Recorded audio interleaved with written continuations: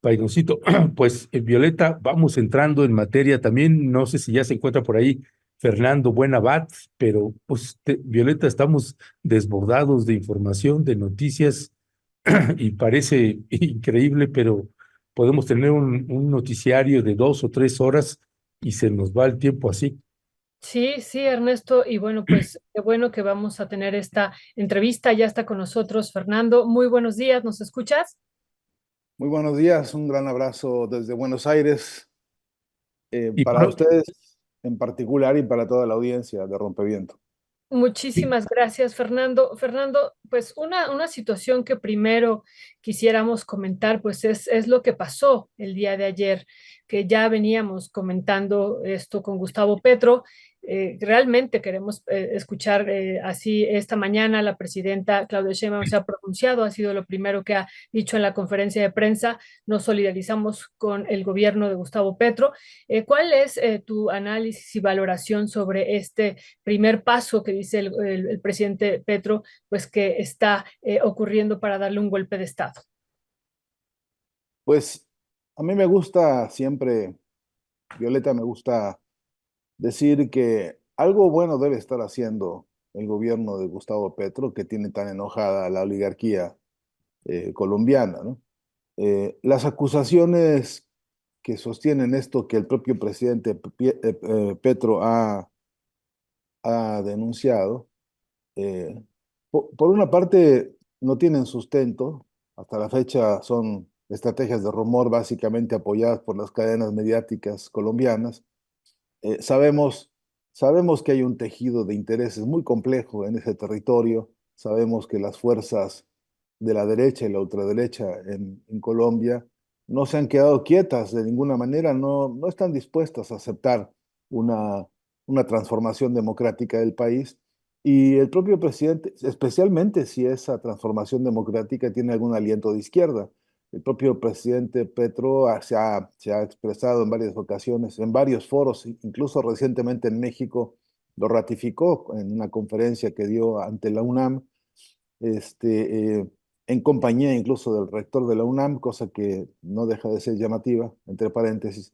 Y ahí él, visualizando un tema que él maneja con gran maestría, que es el tema del problema, digamos, de la agresión del capitalismo contra todos los sistemas de vida del planeta, ¿no? Contra el planeta mismo, pues ha sido, a mi entender, muy claro también explicando que con el aporte de las propias máquinas de destrucción de los ecosistemas de Colombia, él podía y pudo hacer un análisis extensivo al planeta. Pero acusa en esos textos y subtextos, el presidente Petro acusa de qué manera se movilizan y tratan de influenciar sobre la vida democrática de Colombia hoy por hoy las fuerzas de la derecha y la ultraderecha. Yo creo que hace mucho bien que la presidenta Claudia Sheinbaum hoy mismo asuma también un lugar en la batalla regional por defender a las democracias que están dejando acentos, repito, de izquierda.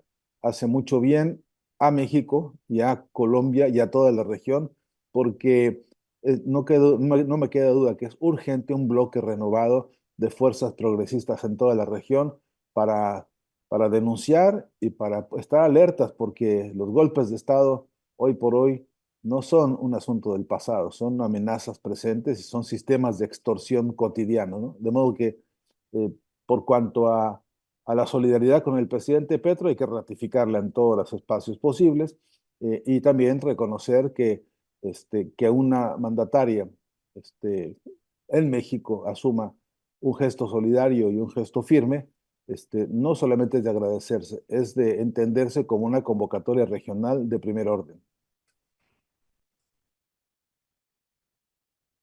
El micrófono, Ernesto, el micrófono. Sí, perdón, es que ando con la carraspera y para no contaminar el audio. Y mi querido Fernando Buenavat, buenos días, bienvenido. Fernando, ¿en qué identificas que se está apareciendo el papel, esto que le llaman el lawfare, ¿En qué identificas que se está pareciendo? Pienso en Argentina, pienso en Guatemala, pienso en Bolivia, pienso ahorita en Colombia, en Chile también, en México, lo que estamos viviendo, el papel o el papel que empieza a tener, no sé si es eh, porque hay mucha coincidencia en varios países, pero el papel del Poder Judicial en los distintos países empiezan a tener un papel preponderante. ¿Cuál es tu valoración? A ti que te ha tocado estar precisamente pues, en estos países también, incluyendo Venezuela. Sí, Ernesto, bueno, ya es de conocimiento público y es absolutamente notorio que el último bastión que tiene el capitalismo siempre para cuidar su statu quo, eso quiere decir para cuidar su propiedad privada, para cuidar sus privilegios, para garantizarse impunidades y canalladas de todo tipo, es lo que ellos llaman poder judicial. En realidad es una especie de ejército, de un pelotón de fusilamiento jurídico contra todo aquel que exija justicia, realmente justicia de fondo, ¿no? Los poderes judiciales en toda la región y en todos los espacios donde el capitalismo los ha fortalecido, los ha sembrado, los ha cultivado, los ha desarrollado desde el punto de vista teórico, jurídico, incluso desde el punto de vista mafioso también, ¿no? Hay casos a raudales para poder denunciarse, nos iría la tarde haciendo un recuento. Pero hay que saber definir con toda claridad que el poder judicial del capitalismo está muy lejos de ser un poder dedicado a la justicia. Y esto me parece que es lo que hay que poner a revisión hoy y que México tiene una oportunidad extraordinaria para también de la mano de algunos avances que han ocurrido en América Latina, sumar experiencia y sumar teoría y práctica de la transformación de ese poder judicial, empezando por democratizarlo, empezando por convertirlo en un poder que realmente sea poder elegido por los pueblos. Pero la elección per se, no somos ingenuos, sabemos que la elección por sí misma no es garantía de democracia. Lo padecimos durante décadas de priismo en México, ¿no? Donde con el disfraz de la democracia, incluso con votos acarreados, comprados, etcétera, se fundamentó y se disfrazó después de democráticas decisiones que después hemos tenido que pagar con mucho dolor y muchas penurias para el pueblo mexicano. Bueno, pues entonces, además de democratizar el poder judicial, hay que revisarlo también con justicia, por la justicia y con la justicia. Eh, Nosotros requerimos con toda urgencia que el poder judicial se reforme, sí, no solamente por el mecanismo de elección, no solamente por las estrategias para los procesos electorales internos, y no solamente para el cambio de nombres, necesitamos recomponer la propia filosofía del derecho en México, la filosofía de la justicia, porque no hay posibilidad de justicia en un país en el que hay hambre, no hay posibilidad de justicia en un país en el que los salarios son tan absolutamente desequilibrados y tan miserables. Todavía, a pesar de los esfuerzos que se han hecho, el poder adquisitivo no es un poder legitimado realmente como debería serlo en México. Necesitamos que haya, por ejemplo, prohibir el hambre en el país. Debería haber una nueva constitución política que prohibiera el desempleo, que prohibiera el hambre, que prohibiera el, el, el desamparo de las familias que no tienen techo, que no logran conseguirse una casa o que tienen que pagar más de la mitad de su salario para poder meter la vida en alguna lugar, a veces no con las condiciones más dignas para la vida misma de la familia. Debería haber una constitución que prohibiera, desde luego, la corrupción y que la castigara en serio. Debería haber una constitución política que, por ejemplo, también prohibiera todo aquello que limitara el acceso a la salud pública y el acceso a la educación. De modo que es preciso que toda idea de constitución y de legislación y de transformación del Poder Judicial sea normado por una fuerte, potente filosofía humanista del derecho.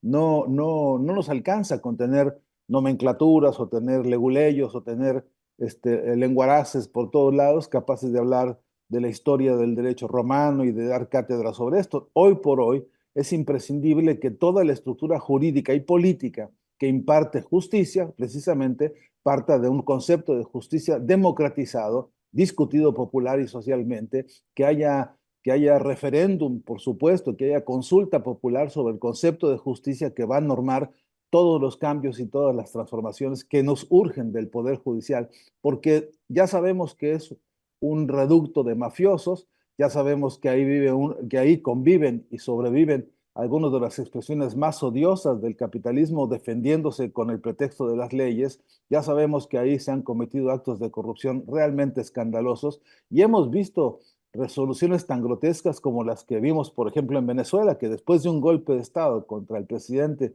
Hugo Chávez Frías, en la Suprema Corte, la última instancia del llamado Poder Judicial, decretó que ahí no había habido golpe de Estado y que lo que había habido fue ausencia de poder. Eh, así se las gastan, así de canallas han sido estos llamados este, proveedores de la justicia y lo que hoy se abre como posibilidad profunda, radical, de cuarta transformación en México es abrir este debate. No tendremos nosotros satisfacción de una verdadera revolución jurídica, de una verdadera revolución del poder judicial interna, si no reconceptamos la idea misma de justicia, repito, para que ninguna de las canalladas que hoy se comete contra los pueblos se pueda repetir con la impunidad y con la impudicia que ocurren ahora. Ernesto, creo que esto es una materia en la que hay que profundizar, en la que hay que hablar muy claro, muy fuerte, muy profundo, porque no es tan fácil encontrar coyunturas como estas en la historia de América Latina, no es tan fácil consolidar pues un espacio en el que hoy se pueda debatir y discutir esto, pero también es muy peligroso dejar a medias el camino y es muy peligroso no profundizar, repito, en las bases mismas de la filosofía del derecho que hoy exige una nueva concepción social, humanista y democratizada de la justicia. Ya, gracias, Fernando. Fernando, en esta lógica de la continuidad a esto que te estás refiriendo, déjame, regreso acá a México. Esta parte entró Claudia Sheinbaum, tiene 9 días que asumió el gobierno y pues la batalla campal es el último zarpazo que intenta dar el Poder Judicial de la Federación, encabezado por la ministra Norma Piña y 8 ministros en total, incluyéndola a ella, que pues intentan impedir a toda costa que esta reforma al Poder Judicial pues se concretice ya en una elección que sería en junio próximo, en junio próximo, donde estaríamos pues renovando ministros, magistrados, jueces y demás. ¿Qué significa, Fernando Buenavat, esta batalla que está dando la Suprema Corte de Justicia de la Nación, es decir, el poder judicial contra el poder ejecutivo, y hay un actor que está jugando pues un papel estratégico y que es el poder legislativo? Es decir, tenemos a los tres poderes de la Unión que están jugando en un tablero de ajedrez pues todos los movimientos que sean posibles, y en el caso del gobierno de Claudia Sheinbaum y antes del presidente López Obrador, pues hicieron prácticamente un enroque entre el poder ejecutivo y el poder legislativo. ¿Qué decía al respecto, Fernando? Pues acudamos a la primera parte de la noción básica, que es ninguno de estos tres poderes vale un cacahuate si no hay un pueblo que los sustenta. No hay hasta donde yo entiendo posibilidad de entender a la propia presidenta Sheinbaum si no atrás hubiese una vocación de apoyo popular democrático como el que ha adquirido, que por cierto tiene, tiene récords, ¿no? En más de un sentido. Eh, Especialmente el hecho de que haya sido electa una mujer como presidenta de México. Eso no es cualquier cosa.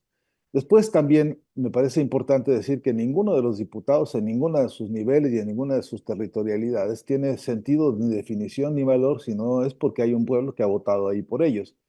De modo que lo mismo debería estar ocurriendo con el poder llamado Poder Judicial, que durante excesivo tiempo ha vivido en términos de una especie de cobertura, de protección, de de encierro, donde les han permitido hacer y deshacer a su antojo lo que han querido, repito, con las leyes, con las constituciones, con la propia concepción de justicia.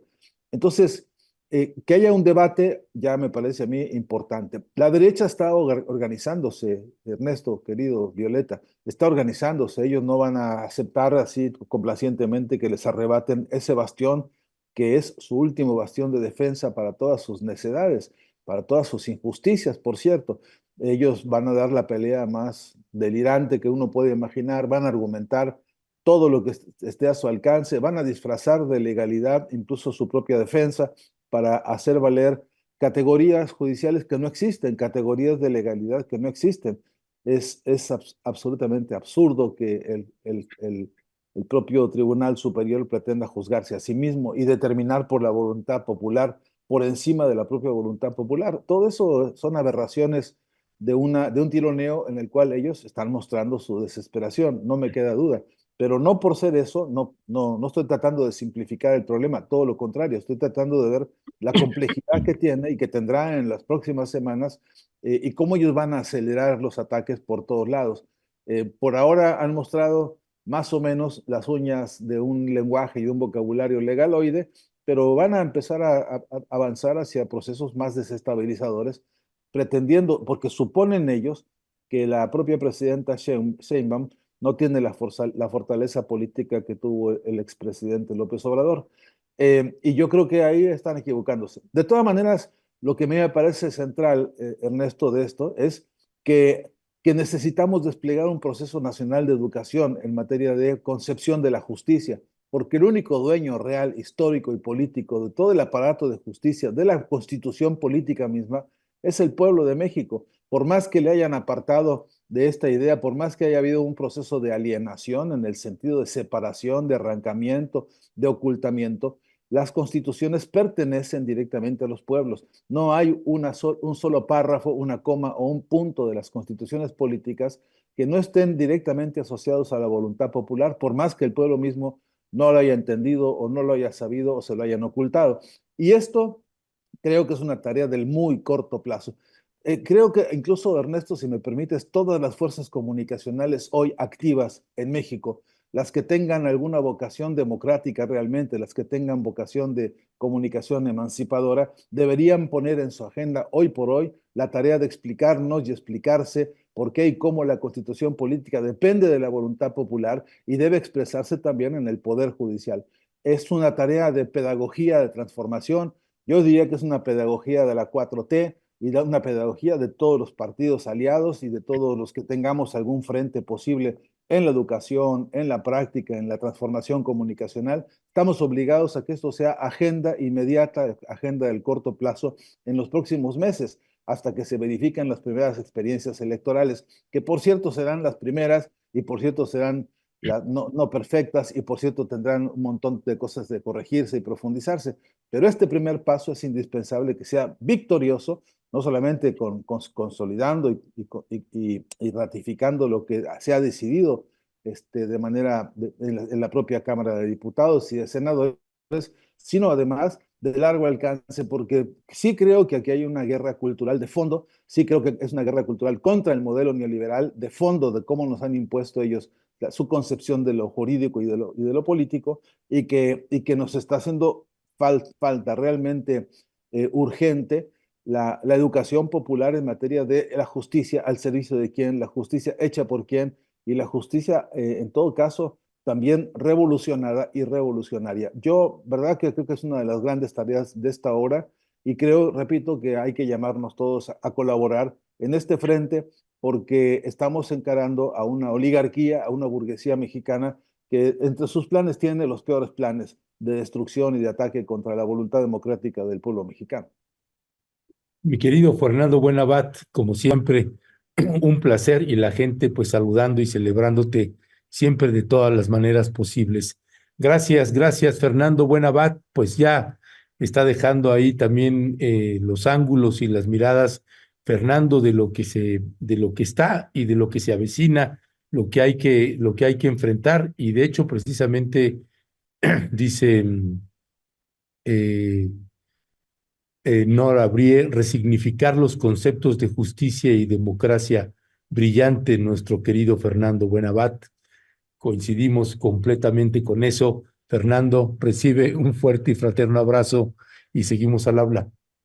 Nos veremos pronto, Ernesto. Yo viajo para México ahora este fin de semana, así que Cuéntanos que vas a estar en la FIL.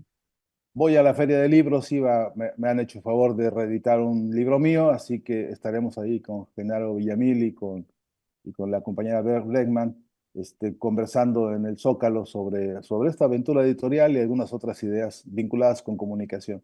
Y allá, ojalá pronto nos veamos para hacer este rompimiento en persona.